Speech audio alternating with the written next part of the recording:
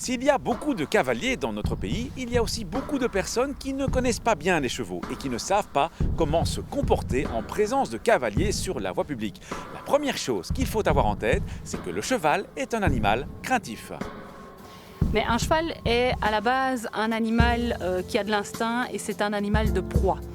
Donc il va avoir peur et prendre la fuite, c'est comme ça, c'est dans sa nature.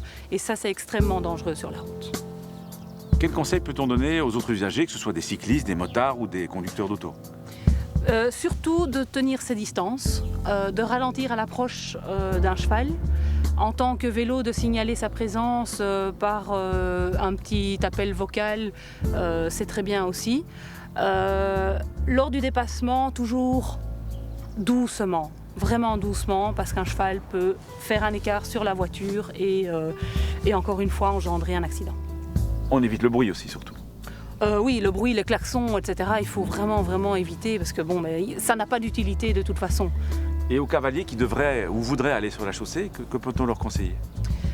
Déjà, le cavalier doit être expérimenté, premièrement. Le cheval doit être dressé correctement, même si un cheval, même dressé, a toujours des réactions parce que ça reste un animal vivant et il a des sentiments. Si le code de la route impose aux autres usagers quelques règles de prudence en présence de cavaliers, eh bien le code de la route prévoit aussi des règles que les cavaliers doivent respecter. En voici les principales. Un cavalier doit donc, comme tout conducteur, faire en sorte de maîtriser sa monture, même si c'est parfois plus facile à dire qu'à faire, comme on vient de le voir. En tant que conducteur, il doit respecter les règles générales qui concernent tous les conducteurs, comme l'interdiction de manipuler son GSM ou de dépasser 0,5 g d'alcool dans le sang. Le cavalier doit circuler le plus près possible du bord droit de la chaussée et n'est pas admis sur les trottoirs ou les pistes cyclables par exemple.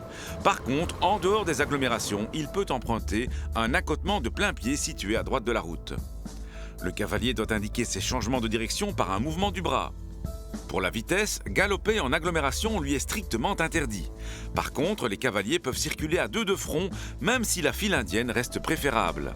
Enfin, rappelons que l'âge minimum pour un cavalier seul est de 14 ans, mais peut descendre à 12 ans à condition d'être accompagné d'un cavalier âgé d'au moins 21 ans.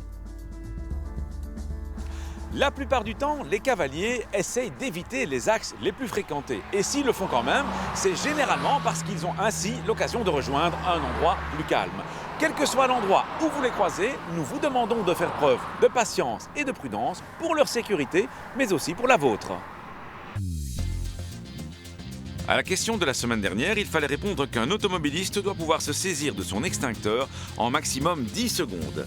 À gagner cette semaine, un paquet cadeau Kinépolis avec 2 tickets de cinéma et un bon nourriture et boissons. La question ? Pour guider un cheval seul sur la voie publique, il faut avoir 10 ans, 12 ans ou 14 ans. Soit vous téléphonez au 0905 56 493, soit vous envoyez un SMS au 6020 en tapant contact 1, 2 ou 3 et vos coordonnées complètes.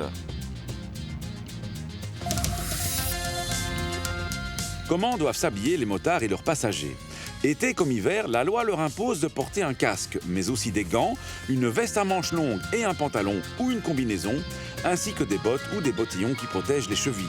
Le casque doit être homologué pour la moto. Les autres équipements ne doivent pas être homologués, mais nous ne pouvons que vous recommander de vous procurer des vêtements spécialement conçus pour la pratique de la moto. À la semaine prochaine et d'ici là, bonne route!